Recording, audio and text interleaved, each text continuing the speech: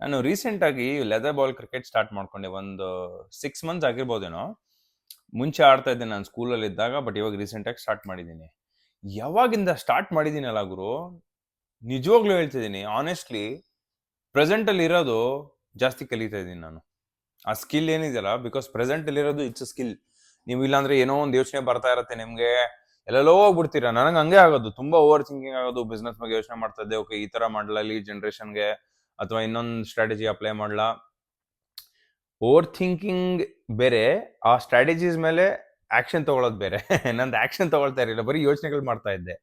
But ಇವಾಗ ಏನಾಗ್ತಾ ಇದೆ, ಬಿಕಾಸ್ ನಾನು, ನೀವು ಸ್ಪೋರ್ಟ್ ಆಡಿದ್ರೆ, ಕ್ರಿಕೆಟ್ ಅವ್ರ ಬ್ಯಾಡ್ಮಿಂಟನ್ ಆಡಿದ್ರೆ ಅವ್ರ ಎನಿಥಿಂಗ್, ನೀವು ಓವರ್ ಥಿಂಕಿಂಗ್ ಮಾಡಿದ್ರೆ ನೀವು ಗೇಮ್ ಸೋತು ಬಿಡ್ತೀರಾ. ನೀವು ಅಲ್ಲಿ you have to be present. ಆ ಮೊಮೆಂಟ್ ಅಲ್ಲಿ ನೀವು ಇರಬೇಕು. ಆ ಶಟಲ್ ಬರ್ತಾ ಇರೋದು ನೋಡ್ಬೇಕು, ಬಾಲ್ ಬರ್ತಾ ಇರೋದು ನೋಡ್ಬೇಕು, ಬೇರೆ ಏನು ಯೋಚನೆ ಇರ್ಬಾರ್ದು ತಲೆಯಲ್ಲಿ.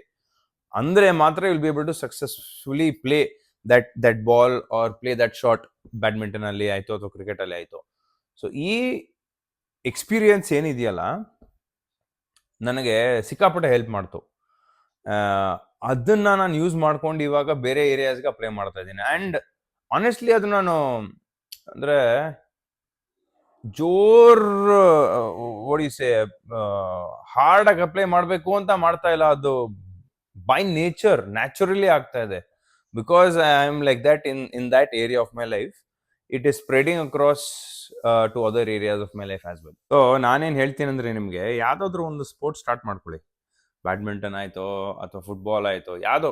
ಬೇಸಿಕಲಿ ನಿಮ್ಗೆ ಜನರು ಇರಬೇಕು, ಜನರದೊಂದು ಗ್ರೂಪ್ ಇರಬೇಕು. ಅಲ್ಲಿ ಹೋಗಿ ಮೆಂಟಲ್ ಸ್ಟ್ರೆಸ್ ಕಡಿಮೆ ಆಗ್ಬೇಕು. ಬಟ್ ನೀವು ಆ ಗೇಮ್ ಆಡ್ಬೇಕಾದ್ರೆ ಕಾಂಪಿಟೇಟಿವ್ ಆಗಿ ಆಡ್ಬೇಕು. ನೀವು ಸುಮ್ಮನೆ ಟೈಮ್ ಪಾಸ್ಗೆ ಆಡೋದಲ್ಲ. ಫಸ್ಟ್ ಟೈಮ್ ಪಾಸ್ಗೆ ಅಂತಾನೆ ಸ್ಟಾರ್ಟ್ ಮಾಡಿ. ಬಟ್ ಅದು ಕಾಂಪಿಟೇಟಿವ್ ಲೆವೆಲ್ಗೆ ಹೋದಾಗ ಏನಾಗುತ್ತೆ ಗೊತ್ತಾ, ಈ ಥರದ ಚೇಂಜಸ್ ಭಾಳ ಆಗುತ್ತೆ.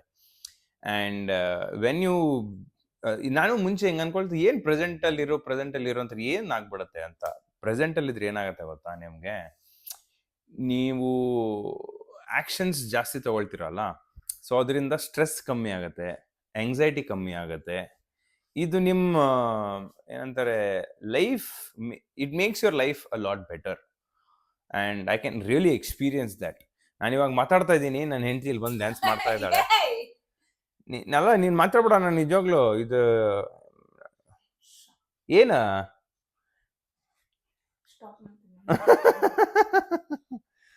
ಪಾಪ ಈ ಕೆಲ್ಸದಿಂದ ಬಂದ್ಯಾಳೆ. ಮತ್ತೆ ಸುಮ್ನಿರ, ಯಾಕೆ ಕಟ್ ಮಾಡ್ಬೇಕು?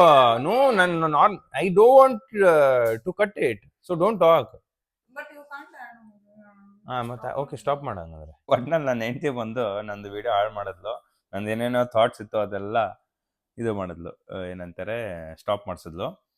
ಬಟ್ ಇರಲಿ, ನಾನು ಏನು ಹೇಳ್ತಾ ಇದ್ದೆ ಅಂದರೆ, ಇವಾಗ ಪ್ರೆಸೆಂಟಲ್ಲಿ ಇರೋದು ಏನಿದೆಯಲ್ಲ, ಕಷ್ಟ ಇದೆ, ಈಸಿ ಇಲ್ಲ ಅದು. It's a skill. ನೀವು ಸ್ಕಿಲ್ನ ಹೇಗೆ, ಬೇರೆ ಸ್ಕಿಲ್ ಹೇಗೆ ಪ್ರಾಕ್ಟೀಸ್ ಮಾಡಿ ಬರುತ್ತೆ, ಇವಾಗ ಕೋಡಿಂಗ್ ಪ್ರಾಕ್ಟೀಸ್ ಮಾಡಿ ಮಾಡಿ ಚೆನ್ನಾಗಿ ಆಗ್ತೀರಾ, ಅದೇ ಥರ ಲೈಫಲ್ಲಿ ಪ್ರೆಸೆಂಟ್ ಇರೋದನ್ನು ಪ್ರಾಕ್ಟೀಸ್ ಮಾಡ್ಬೇಕು ನಾವು. ಇಲ್ಲಾಂದರೆ ನಾವು ಮರ್ತೋಗ್ಬಿಡ್ತೀವಿ. ಬಿಕಾಸ್ ನಮ್ಮ ಉಸಿರು ತಗೊಳ್ಳೋದನ್ನು ನಮ್ಮ ಕಂಟ್ರೋಲಲ್ಲಿ ಇಲ್ಲ ಅಲ್ವಾ, ಅದಾಗ ಅದೇ ಆಗ್ತಾ ಇದೆ. ನಮ್ಮ ಕಂಟ್ರೋಲಲ್ಲಿ ಇದ್ದಿದ್ರೆ ನಾವು ಪ್ರೆಸೆಂಟ್ ಇರ್ತಾ ಇದ್ವಿ, ಇಲ್ಲಾಂದರೆ ಸತ್ತೋಗ್ಬಿಡ್ತಾ ಇದ್ವಲ್ಲ.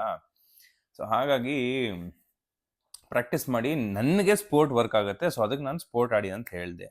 ನೀವು ಒಬ್ಬೊಬ್ರಿಗೆ ಮೆಡಿಟೇಷನ್ ವರ್ಕ್ ಆಗುತ್ತೆ, ಅಥವಾ ಒಬ್ಬೊಬ್ಬರಿಗೆ ಇನ್ನೊಂದೇನೋ ಬೇರೆ ಕಾರ್ ಓಡಿಸೋದು ವರ್ಕ್ ಆಗ್ಬೋದು, ಸಮಥಿಂಗ್. ಒಬ್ಬೊಬ್ರಿಗೆ ಸ್ವಿಮ್ಮಿಂಗ್ ವರ್ಕ್ ಆಗ್ಬೋದು.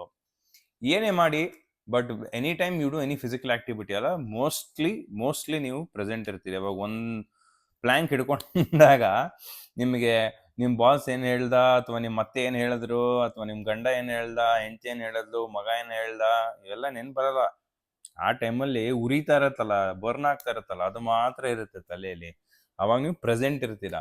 ಸೊ ಹಾಗಾಗಿ ಫಿಸಿಕಲ್ ಆಕ್ಟಿವಿಟಿ ಮಾಡಿದ್ರೆ ಪ್ರೆಸೆಂಟ್ ಇರೋದು ಈಸಿ ಅಂತ ಅದನ್ನ ಸಜೆಸ್ಟ್ ಮಾಡಿದೆ. ನಿಮ್ದು ಏನಿದೆ ಇದರಲ್ಲಿ ಥಾಟ್ಸು?